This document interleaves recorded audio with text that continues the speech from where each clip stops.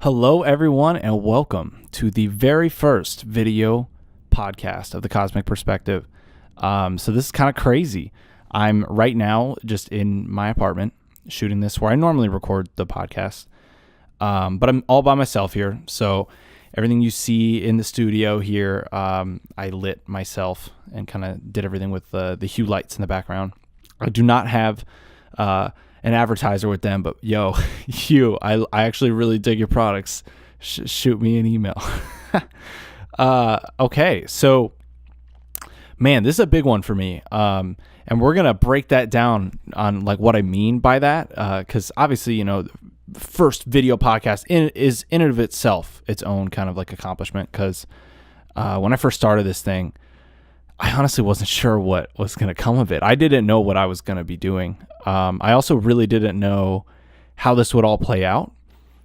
And it's kind of crazy to see how it's come together, because I've been through a journey in my life this past year. It's been a huge just learning experience for me. And it's been really, I think, one of the most important years of my life, because of the independence that I have, finally moving out of my home state and really establishing a spot of my own. You know, I moved into this apartment in August of 2017, and I've now made it through this whole past year since moving here, and a lot's happened, a lot's changed, a lot's really developed in my life, which is cool, personal and professional. So it's been a hell of a journey, man. And to get to the point where I'm like, I'm here now, you know, I'm doing video. This is like what I want to do moving forward. So it's taken a while for me to not only build up like the literal equipment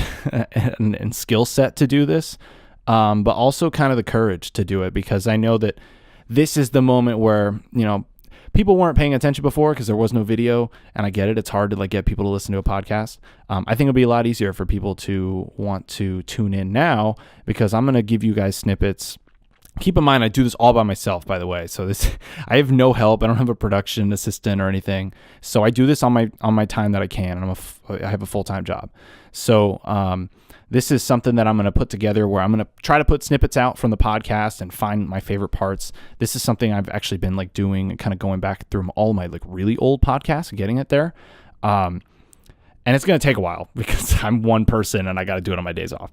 But yeah, so it's super crazy to think that I've now been doing podcasting for over a year. And I actually didn't realize when the date was that I first started doing it, because when I first did it, I put it on SoundCloud. And I didn't have it on iTunes or Google Play or anything else before that. So all of that really started kind of in like October was I think when I first went on like the iTunes store. And that was, I think, when I was like, all right, I'm taking this more seriously. Like I had to get a logo. I had to get all this shit going. And I didn't know what I was doing, man. I didn't know anything when I started. And I also didn't really know anything about podcasting hosting services and stuff. And so I didn't even realize at first I was just like hosting my shit through Squarespace, which, again, shout out to Squarespace, not an advertiser, but that's how I made my website. So I definitely endorsed the product in that regard. But they were hosting my podcasting for like the first few episodes before I realized, I'm like, wait, I need to take this to like a real like podcasting hosting service, because I want data. I want to figure out, you know, where am I doing well? What episodes are doing the best? Like, you know, all the analytics that I think are important in knowing whether something's going well. And I don't want to cater my show or podcast ever to that, like of like, oh, well, this type of episode goes, so that's all I'm going to do. Like, no, that's not how it's going to go. But at the same time, you know, having that information is useful in like how I want to guide things moving forward. So crazy adventure this past year has been. When I first started doing it, I set out with the intention of doing it every week. And as I'm sure you guys have figured out, I have not done this every week. But out of the 52 weeks in the year, and keep in mind, this is like a weird rolling start date. I have now, this is going to be 32 episodes. So it's not every week. I've definitely not done it every week. I've had stretches of weeks where I haven't posted anything, and it's because life is also challenging, and the work-life balance is its own whole thing that I've only yet began to truly understand how to do that for me. And I'm still figuring it out. So it's, we'll see. I'm going to try not to burn myself out doing this stuff. But at the same time, man, I'm enjoying it. I'm having a lot of fun. And I think adding this element to it, adding video, is like that next step that like really for me gets me excited. Because, I work in the tech industry, but just as like, technical support, basically, troubleshooting, repairing, etc. And my passion, although is in electronics, and I will talk about like futurism and all this other shit all the time, my true passion definitely lies more in like filmmaking and storytelling. And I would say maybe storytelling more specifically, because I don't want to just do films. I really like animation. I really like video games. I'm super into any form of storytelling, and each medium offers a different element that other mediums cannot provide. So for me, I don't want to limit myself to filmmaking per se. I would just say storyteller is kind of my, I guess, my self-identification with the ego, the me, the meat body. And I think podcasting is a great way to tell stories. It's a great way to get people to tell their story, and it's a great way for people to share ideas and truly like debate them in a nuanced way, and not even like debate, really just a conversation, just a back and forth of a genuine like, yo, we're both honest actors. We both want to get to some sort of agreement, some sort of a point where we can be like, all right, well, we can move forward using that. And podcasting, I think, is the best format that has existed yet that allows us to do that. So for me, podcasting always felt like something I wanted to do, but was something that when I first started, I was thinking, well, like no one's going to just fucking tune into this podcast. I got to give people a reason to tune into me. And so my initial thing was to think, okay, well, maybe then I'll do sketches on YouTube, and I'll just do that to like bring people in. And then if you guys want to check out my podcast, that's another just cool way to kind of get to know me and to reach out to me and get more content. And, I had some friends in my life that, although they meant well, discouraged that route for me. And to the point where I listened to them, and I shouldn't have listened to them. And here I am now on YouTube, making a reintroduction. I actually want to thank them, because they allowed me to take the time to step back and reassess and take a better approach, because I feel now way more prepared, way more mature, and way more able to do what I'm now trying to do with my content. So, in an inadvertent way, thank you. Even though I think I wish I would have made videos then, because I would have been more in the vibe of doing that than I am now. Although that being said, I still do want to make video content. It's just tough. I literally work 40 hours a week, and my days off are random. And then my hours are random too, and my days are random. So it's very hard for me to plan and to shoot things like videos. So that's where the podcast has always been easier for me. And so I've been doing this podcast, and it ended up being the stable thing that's kind of kept me like, well, you know what? At least you're doing that, Kevin. Like, I don't know. It's just like telling myself, but it's like, well, at least, you're putting in some effort. You're making some content. It'd be better if you were making sketches and videos, but this is something that you can do realistically. You can coordinate with one other person. You can record. And without the video, the bar of like production value is much lower, and it's way easier for me to be able to manage that and juggle that with my job. Now I feel way more comfortable in my job. I feel way more comfortable in my work environment, and I feel it like in a better mental place. And I think I've been in really since when I first moved here. And I kind of want to explain that a little bit. So when I first moved here, I was super fired up. I actually had to quit my job, before I actually came here. I quit my job, and I was like, fuck it. The first couple months, I don't want to work. And then after that, I will, I'll, bust my ass. I'll do some improv and some comedy and like just meet people, make friends, and kind of go from there. And then based off of that was like going to determine like, all right, well, what do you want to do as a job in the meantime that can like make me some income that allows me to gain that independence. And those first few months, although were some of the most liberated and free feeling moments that I've had in my life, especially in a new city and exploring and making all these friends and connections and everything in the field that I actually wanted to do. So it felt to me super fulfilling, and I was like, hell yeah. But that was not sustainable. And the reason why it was not sustainable was because at some point I had to go back and I had to get a job. That's when it kind of like fucked with me, So then I was working a job at a bar, and shout out to all the people I met there because they were dope. Like I got no qualms with anybody I worked with. I really liked everybody. But it was just a tough work environment. And honestly, a bar is not for me. I'm not an alcoholic. I don't drink. I just and I'm not saying that everybody who's in a bar is an alcoholic either, but just more of like that whole vibe and that culture is just not my culture. And that's okay. Like, it's fine if it's yours. But for me, I just don't enjoy it. And so it had me up like super late nights, and just to the point where it just wasn't like a mentally healthy cycle to be in. And I knew that, and I knew that it wasn't good for me, but I knew at the same time, it still gave me a pretty good amount of freedom to do creatively what I wanted to do. And so I was grinding, I was doing the podcast, and I was doing all this other stuff, but I was burning myself out to the point where I was like, I was fucking dead, man. I was just like, I didn't have any energy left, and I felt like every day I was just getting drained.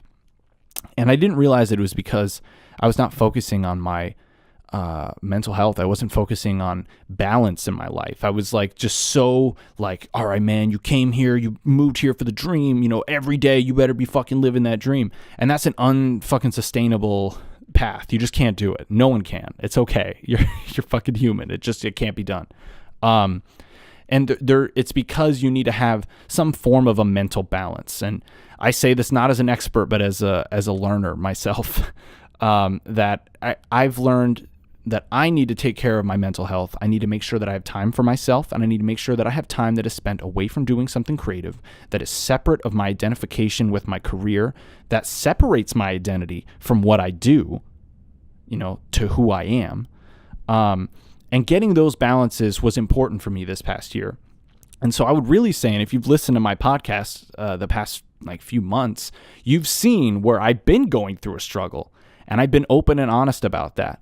And I am now, at least in this current moment, and things are subject to change, but in this current moment, I feel genuinely in balance internally, to the point where I know that external things should not affect me as much as I think they would have a year ago.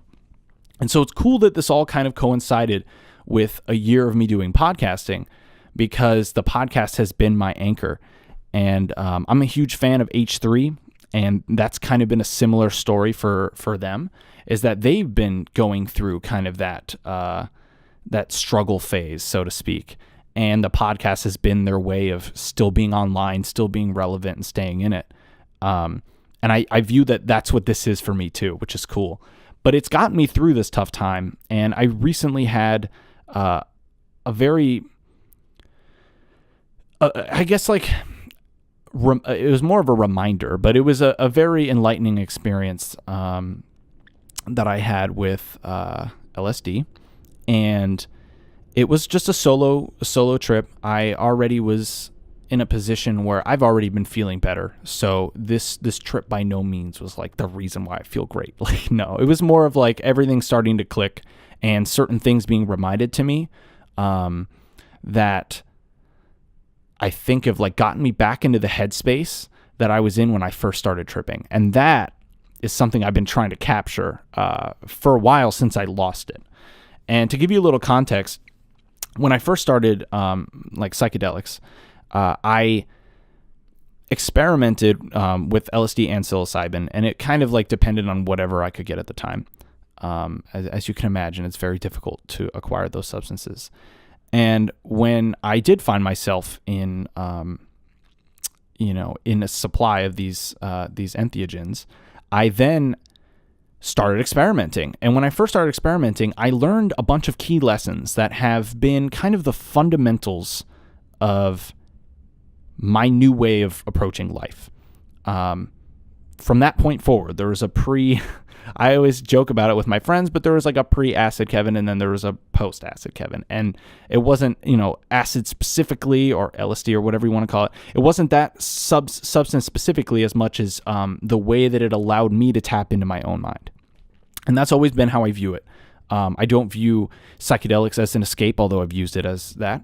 And I do not view them as something to be taken lightly. I do believe that they are tools, and they are tools for self-improvement, self-awareness, self-consciousness. And I don't mean self-consciousness in like the way of like, oh, I'm self-conscious, meaning like raising the consciousness in yourself is what I mean by that. I want to take back that word. Kanye tried taking back some words. I'm going to fucking take back self-consciousness, all right? Self-consciousness now means rising to your higher self, raising your consciousness to a higher self. That's what self-consciousness now means, motherfuckers. So anyway, I began this journey, and it opened the door to a couple things, and these are like some nuanced lessons that have been consistently reinforced to me throughout all of my future psychedelic trips. And one of those main fundamentals was that everything that you do in your life is an energetic movement, and an energetic movement in a way that's not just scientifically like literally mass times force acceleration. Like, we're not talking about that. We're talking about an energetic movement of momentum.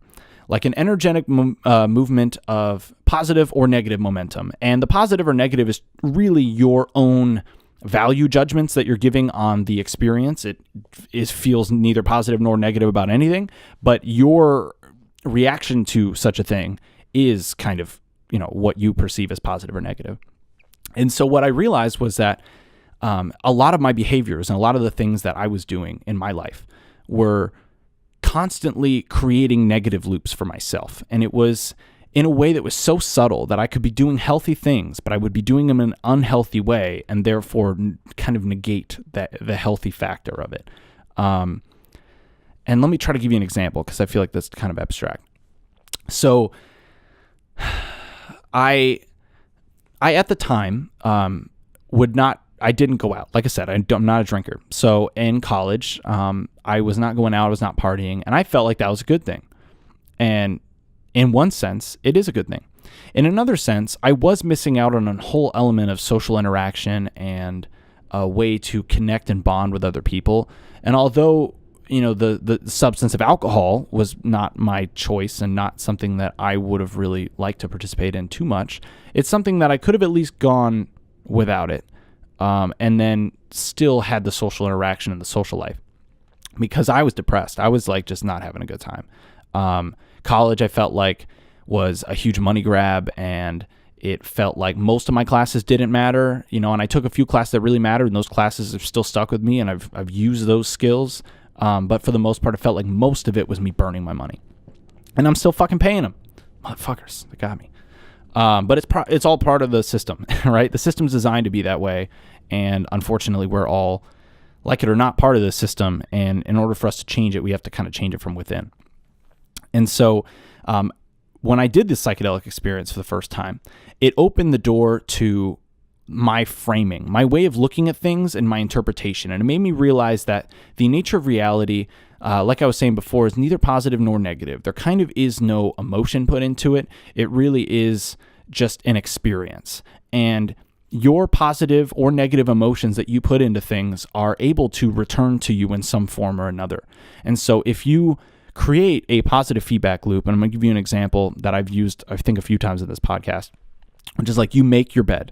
You make your bed, you keep everything clean, you keep your room clean. That means you feel good in the room. If you feel good in the room, you're more likely to be productive or to do something creative or to just honestly just feel good, which just feeling good in and of itself is a fucking reward and a victory. And so I feel like one of the things for me was learning that there were certain loops that I personally needed to break that would have a fundamental impact on how I then experienced the rest of the world. And this was something that was like, it makes sense when you hear it, but when you truly understand it and it clicks in your soul, there's like a different level of understanding. So there's that knowledge level of understanding, like I get it, I know it.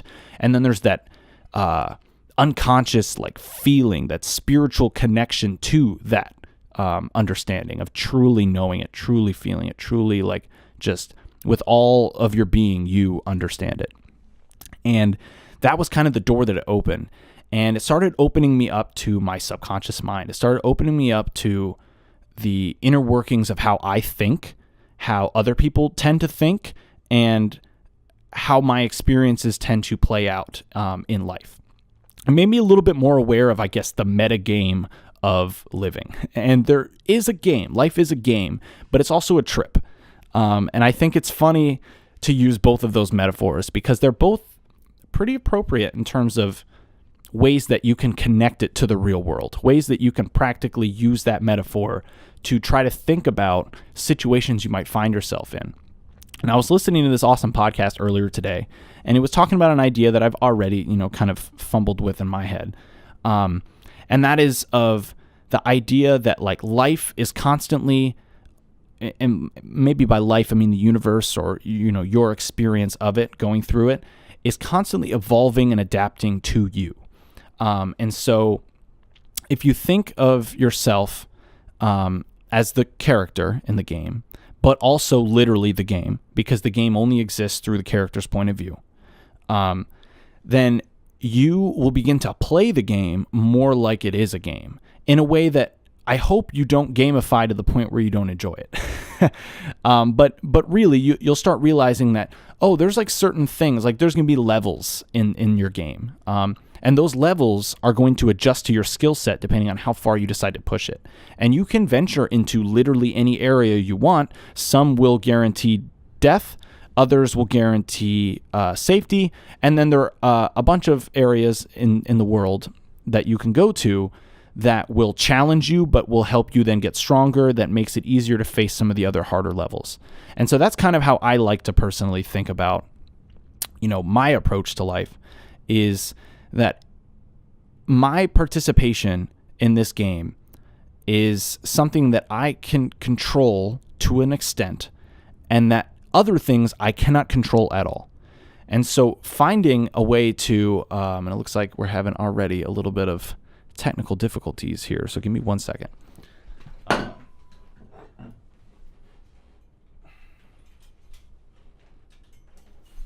Sorry. I'd like to edit this out, but this is the nature of using lights with batteries.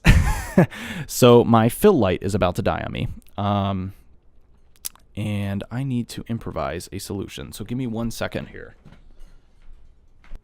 That went about as smoothly as you thought it did and heard. Okay. Man, I don't want to lose my track of where I was going. So video games. Life is a video game. So one of the fun things about realizing, I guess, the game aspect of it is that it is constantly going to give you what you need. And it will only give you as much as you can handle when you're playing the game, I guess, according to the rules that the universe would like you to play it. And I'm going to try to clarify that because there is kind of no right or wrong way to live life. So, this is more of a, the universe knows the perfect way that you could live your life. And I say the universe meaning, I guess, just like experience and us manifesting ourselves and our true versions of ourselves. It will give you exactly what you need when you need it. And there's no question about whether you can handle it. It's like, no, you can handle it. And if you can't handle that moment was designed to help you prepare for another one. And that, I guess, was the framing that then I had to realize was like, well, that framing is healthier for me than, man, everything sucks. Fuck the culture, fuck society, like being like bitter. I was like a bitter motherfucker about it. And I know that. And luckily I feel way less bitter now, honestly. There's probably always going to be a little bit of that like chip on my shoulder from some of the things in life that have tested me a little bit, or really people that have tested me. And that's okay. I guess the greatest way for me to overcome that little ego part of me would be to transcend that and to no longer give a fuck. I'm still not there yet at that, so sorry, but like, fuck my haters though. No, I'm just kidding. Honestly, I don't feel like I have haters. You know what I mean? Like, there might be people who don't like me. That's okay. But if you really like take the energy to hate me, like, dude, I'm not thinking about you. I'm really not. Like, no offense, but like if there's negativity and it's outside of me, then you best believe I'm going to avoid it any way that I can, because I don't need negativity in my life. Like, I just don't. I've had enough of it growing up, of people around me, or friends, or even not friends, right? Just like people that are just like in your social circle, so to speak, where I don't need to bring that in. I only want to bring in people who are dope, who are real, who are willing to fucking be vulnerable, who are willing to dare greatly, like that Brené Brown book that I've been reading, which I'll link in the bio. But like, seriously, like, it's okay. Like, if you don't like me, that's fine. But like, just know that I'd rather avoid you. So I'd rather you just like be like, all right, I don't like you, dude. Like, okay, cool. I will avoid you. Because it just doesn't bother me. You know what I mean? Like, it doesn't bother me. Like, if you don't like me when I'm being the best version of myself, then dude, I probably don't like you either. Honestly. Because if you're dope and if you're being like the best version of you, even if we have certain personality things that don't click, like, I'm gonna still fuck with you, even if I don't want to hang out with you, you know? And I guess that's the difference. There's like a hater mentality, and then there's like the positive mentality. And I've been a hater, and I've chosen now to be, and I don't mean literally now, I mean in the past couple of years, chosen to not be a hater, chosen to be somebody who's like, you know what, appreciate it when people become who they are supposed to become. That is, to me, even if I don't like the person individually, that to me is more powerful, because we need more people doing that. I've said it a bunch of times in this podcast, but for real, like, we need more people being themselves, because most people aren't themselves. Most people are scared to be who they are. Most people don't know who they are. That's the fucking worst part. You know, you can go through life. There are people who literally go their whole life and they never figure out who they are. And that's sad to me. Like, that, I don't want to see that. I want to see more people figuring it out. Because I genuinely believe that when people figure out who they truly are, there's not a single bad person.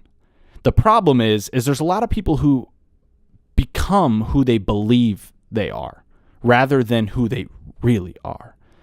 And it's hard because it's an abstract thing. Like, who am I really, though? What am I? And I don't have the answer for you. You know, I only have the answer for me.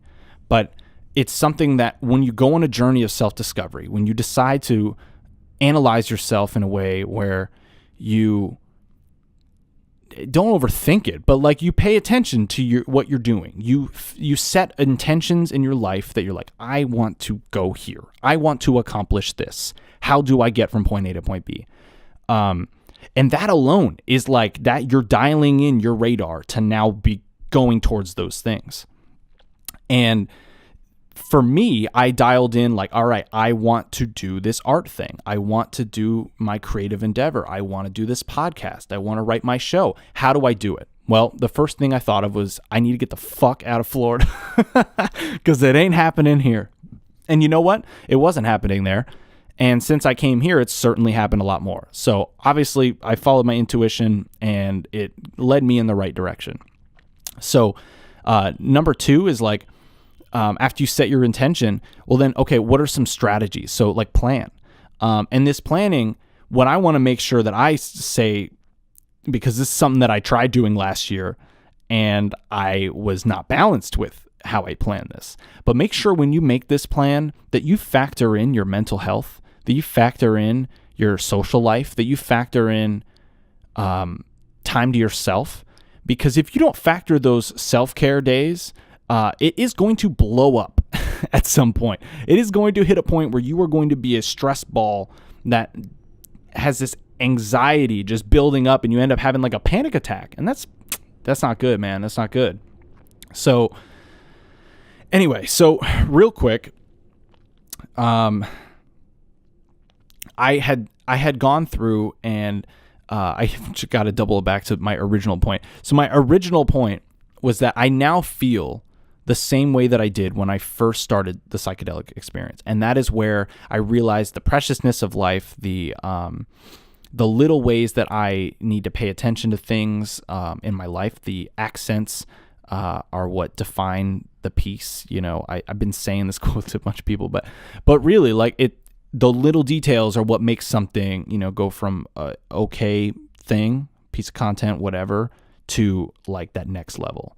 So for me, that was something that needed to be reinforced. And it's funny because it actually was reinforced because of a buddy of mine who had an experience. Fuck it, I'll just say who it is.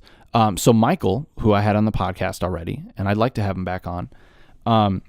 He had an experience with LSD, which he had never had before, which I was shocked by because he had done DMT and psilocybin. But he told me he had this LSD experience, and it was so profound. It made him realize like why he was the way he was, and he's had like some childhood trauma. He's been abused physically, mentally, and I want him to speak. He's going to speak his truth on this, so I don't want to spoil that podcast that we're going to record. But more or less, he discovered all these little things, and he learned these things about his mind and how he thinks and like what his default emotions were based on certain things that he went to and certain reactions that were kind of just programmed in because of the way he was raised. And it reminded me of like, oh wait, that's right. That was why I started doing psychedelics. It was like to understand my own mind, to realize like, wait, why do I do certain things? Why is my reaction when I can't fucking find something? Like, why is it, why do I get like the angered reaction? And I know that like certain things, like it definitely, like my dad has a temper, and he's a great dude. He's a really nice guy. But he's got a temper. So when he gets mad, he goes 0 to 100. And I don't go 0 to 100, but I definitely have tendencies that come from that. And I had to deprogram that. And I still am deprogramming that.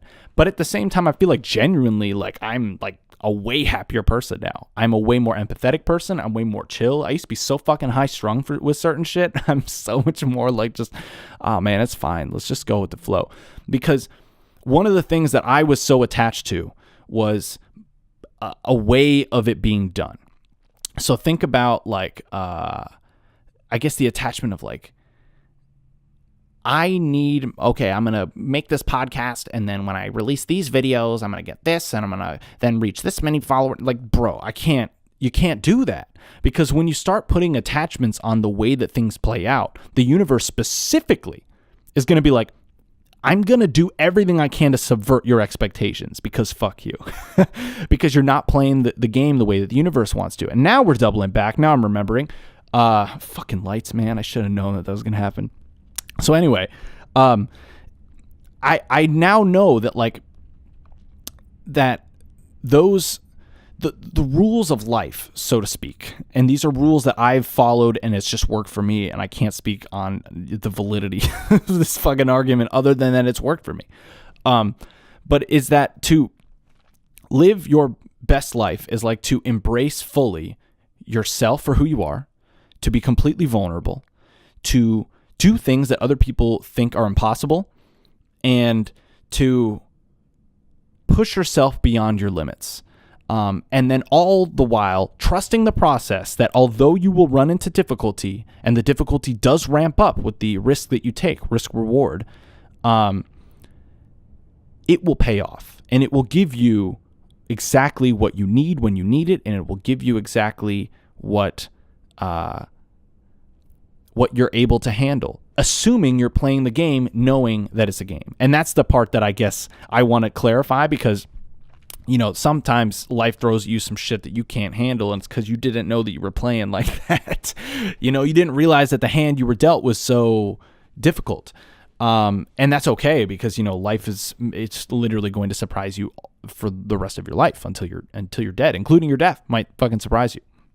So, I guess one of the things that I've learned is how I can do that. What is my version of being my best self? Like, what is me putting my best foot forward look like? What is the habits and behaviors of such a person? And what can I do to keep trying to achieve a level of success of living, not literally monetary success or career success, and separating the career from who I truly am. I think that's one of the most important lessons that I've learned recently.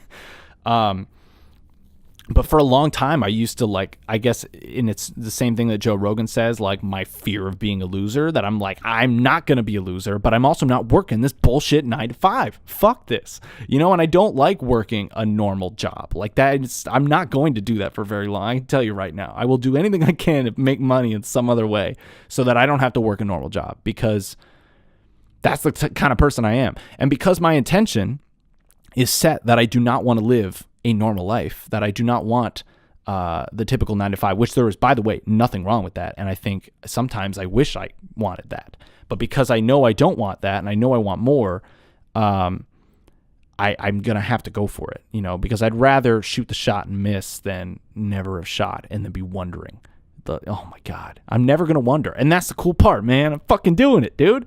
I'm fucking doing it. Like this right here, this is me shooting my shot. And you know, it doesn't matter if this one hits or if the next one hits or if the one after that or the one 10 years from now. It doesn't matter, because me shooting the shot and following this path is giving me this endless supply of fulfilling side quests and missions that I keep going on, that allow me to find a deeper part of myself that I'd never realized existed. And one of the cool new challenges that I've had this year is being in my first like real relationship. And I met this beautiful girl, Deanna, and she is amazing. Like, she's awesome. And honestly, all I could have asked for in a first girlfriend, really. And it's taught me so much about myself in ways that I didn't realize. But I knew, you know, it's like I knew, but I had never experienced a relationship like that. So I didn't know. But I knew that there was going to be things that I was going to discover. But I've learned so much about like the type of person I am, the type of lover I am, the type of I guess like certain behaviors. Like, so I've never thought of myself as a jealous person. I've really never thought of myself as a jealous person. I think that's hilarious, because it's definitely the ego trying to defend itself. But I definitely noticed that I have some selfish tendencies. And some things where I'm like, I get jealous, I get a little nervous, but it's not a lack of trust. It's literally an insecurity within myself that I am then projecting. And I know that. And so that's the cool part about it, is that although I'm like running into that, and I think I know where it stems from in terms of like my high school experience and college and everything with women, but it's funny to like really see those insecurities manifest themselves in a relationship. And so thank you, Tiana, for your patience with some of those things, because it's something that I know I can overcome, and I know I can work on. And it's something that I've been actively like working on. And I'm not like, I want to clarify this, I'm not like the super jealous, like you can't hang, like, no, I let her do whatever she wants. But I do get, I don't know, I get a weird feeling sometimes when she goes out, and I don't know why. I know it's irrational, so just bear that in mind. I know it's irrational. My logical mind gets it, but again, going back to that spiritual deep belief, I haven't fully convinced my soul yet to let go of some of these insecurities. But why? Because it's comfortable. Because it's what I had before. It's what I know. But I will overcome them. And the fact that I've even spoken about this right now, that is already a sense of power that I've taken back from those insecurities. And that's something that this book, Daring Greatly, has been fucking so cool and so enlightening. And I got to shout out to Matt. Matt is going to be this guy who I'm going to talk about all the time. And you guys are going to be like, who the fuck is Matt? Until I finally have him on. But Matt is a buddy of mine from college. And he is probably one of the smartest people I know. And I don't throw that around, but like he's so different in his way of thinking, and he's so smart that sometimes he's like too alien for like the world. And so he's been reading this book, Daring Greatly, and he shot it my way, and I've now been reading it since, and it has been like so perspective changing.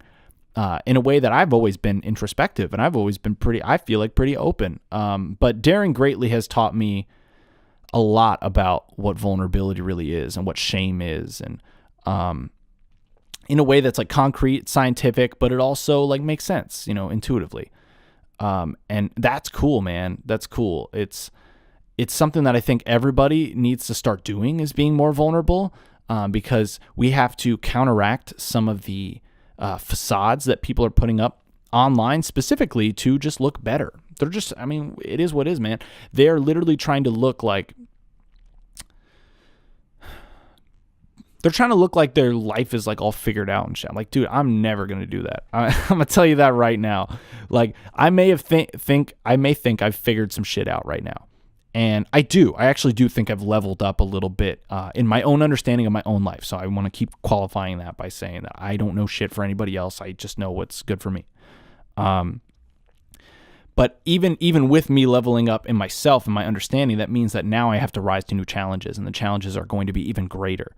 And that mountain that I'm going to need to climb is going to be even taller, steeper, and have more dangerous cliffs and missteps that I can take. And I'm excited to go along that journey with you guys, and I'm excited to share that with you because, you know, sometimes you see these people and it's like, you're like, oh, overnight success. Meanwhile, you don't see all the fucking time and effort that they put in that got them to where they are. And now you can watch people grow. And like, that's, I think, something that people love about YouTube. And I think people also love about podcasts is that you really get to know the person. Like, you listeners, by the end of me doing this, will honestly know a pretty good amount about me. And that's crazy, you know, like, cause I don't know you guys. So you're going to know a whole bunch of shit about me, and I'm not going to know anything about you. And you'll be able to like walk up to me in the street and be like, hey, how's such and such going? And I'm gonna be like, do I know you? But at the same time, me sharing this journey and sharing and showing you guys the sides that are not always the prettiest sides. That sometimes we're gonna go through some tough times. Sometimes we're gonna go through a difficult period. It could be months, it could be years of difficult time. And there's always light at the end of the tunnel. There's always a way to get out. And it's funny that it always seems like there's absolutely no way out right before you're at the end of the tunnel. And sometimes we're wearing a blindfold while being in an already dark tunnel. And all we need to do is take the blindfold off just a little bit to see just a shimmer of light. And that was something that, luckily, you know, I was given the opportunity to be able to come here to Chicago because I was not seeing a fucking shimmer of light when I was in Florida. And to think that, you know, now 2 years later, that I'm filming my first video podcast. I'm in a studio that I've made in my apartment that I saved up with all my money, that I worked my ass off to make. And I mean, I know it's a humble brag. I'm sorry, but I'm genuinely proud of myself. I mean, this is a fucking moment for me. And to know that, like, this is only going to get bigger from here. And I mean, for me, what I'm in this for, and Michael really reminded me of that, is like, I want to change lives. I genuinely, but in a way that, like, I want people to empower themselves. I just want to be the inspiration, you know, just a little. I just want to ignite your fire. You know what I mean? You have to maintain the flame. You got to keep your bonfire going, but I will give you sparks whenever you need them. Okay. If you're out of flint, I will give you flint. You will need the fire. You will need the wood. You will need to chop it down and stoke it and maintain it. But I will give you whatever I can in the form of verbal inspiration, or potentially, you know, visual.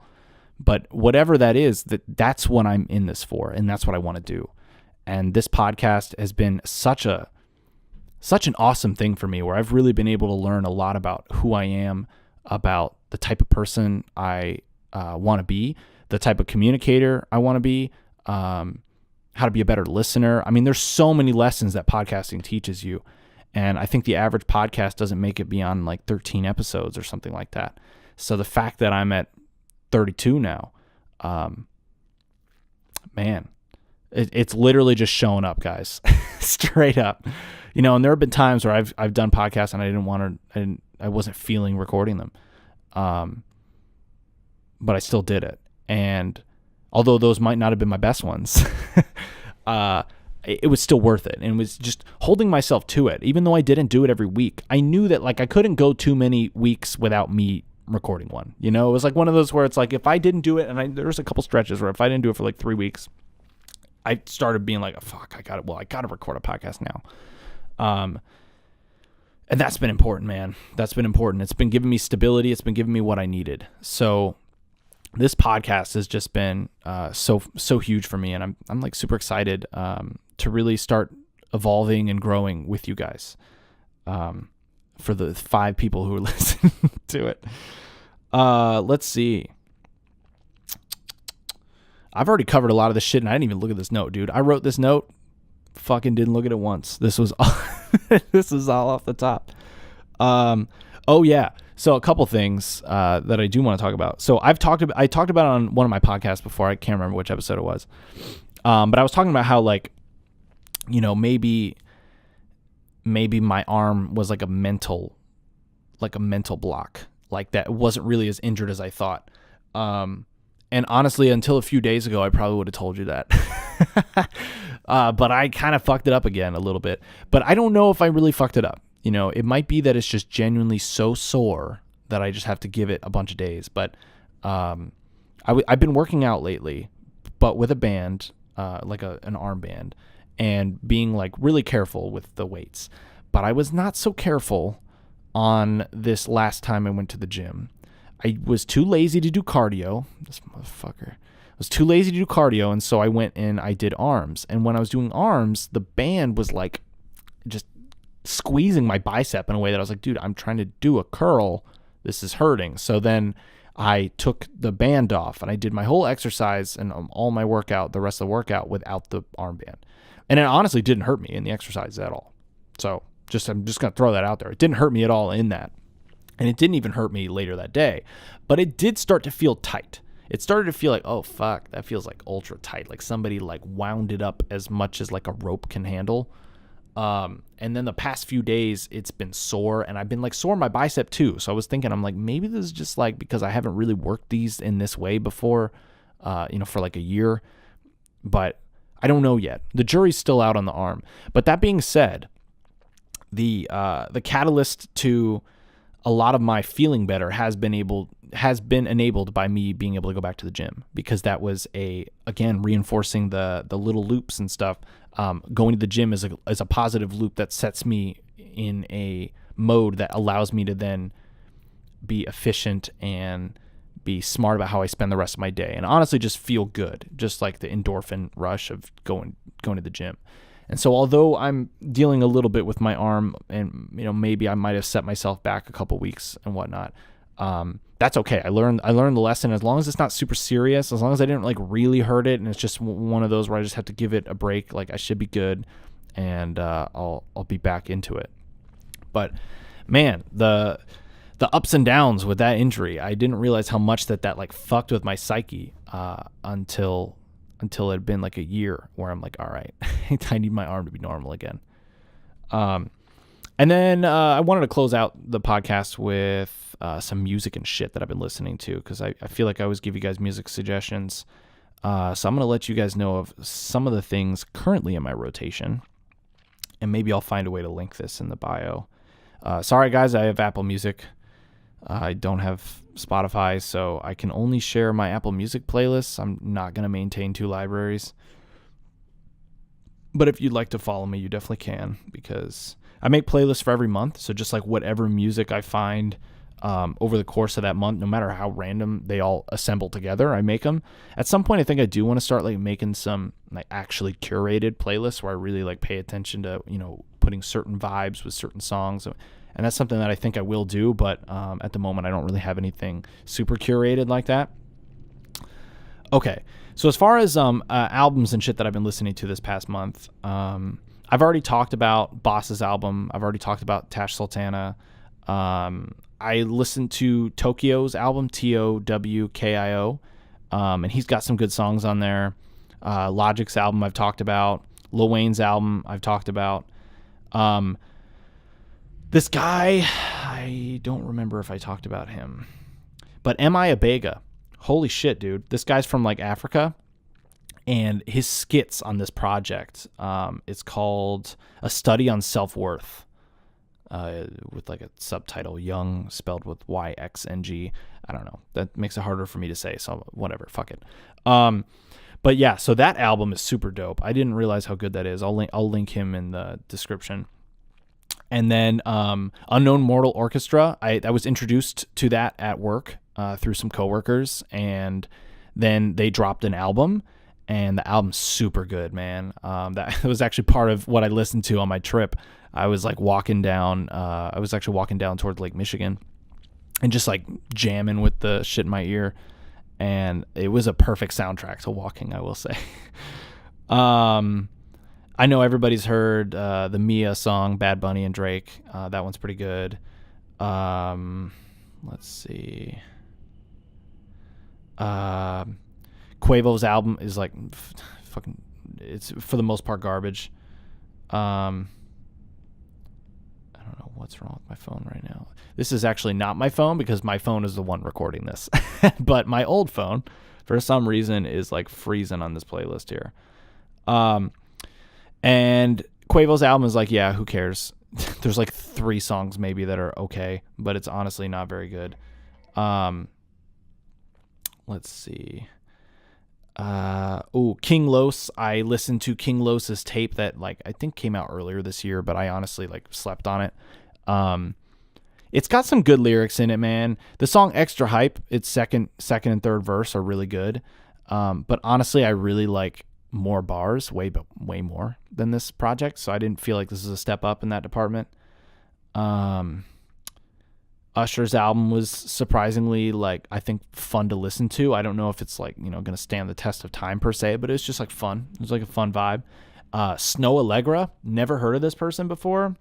She's really talented, super jazzy, super mellow, and has a few songs that I'm pretty confident are like remakes or reimagined versions of like classic songs. She's got a couple of them that are like that. The MihTy album, I haven't spent enough time with it yet, but I do really like it to start it off. Tory Lanez' new album, I have not been impressed with a couple songs that I listened to, but I have not truly been through it yet. There's a couple new songs from Ady Suleiman, Adysuleiman, and he's super dope. He's somebody who a buddy of mine in college showed me him, and I've just been following him ever since, and he's just like really talented. But yeah, so that's kind of what's in my rotation at the moment. This podcast has already gone way too fucking long for a fucking solo one, so I apologize. I normally don't go this long, but I kind of just went with my heart here, and I wanted to talk about some shit that I've been feeling lately, because honestly, I'm feeling good, man. With the exception of my arm, I'm feeling great. Mentally, I feel better than ever. Physically, I'm starting to get back to my form, arm thing aside, and it's been a long time coming, man. It's been a long time to get here, but I finally feel like this is now a new level of content with myself, like where everything moving forward, like the external things will be cool, and I will certainly use that as guidepost of like, am I progressing? But the internal work that's been done already, that has laid such a good, like I think, a good foundation that is built to evolve and adapt to new scenarios and circumstances that I run into. I'm just like super excited. So this podcast is going to be cool. I'm excited to see how this comes together. When I start filming some guests, I think Joey's going to be my next guest, so I can figure out how to shoot, 2 people with our lights and everything, especially given the fucking issue I had already this time. I will work that out moving forward, but I want you guys to see the mistakes for what they are, so it's all good. I might cut out some of that audio, so you might not know fully, what I'm talking about. But I will definitely, fix that moving forward. But hey, man, it's part of just the learning process, so it is what it is. So regardless, guys, thanks for listening. Subscribe to my YouTube channel. Like the video if you like it. All the other bullshit that every fucking YouTuber ever says. Follow me on Instagram. You can follow me on Twitter, but honestly, I got like fucking nobody on there. I don't tweet that much. I like occasionally go on Twitter. Instagram is probably like my main platform, and fuck Facebook. Fuck Facebook, dude. All right. Anyway, I'm out. this was fun, and I'll see you guys next week. Bye.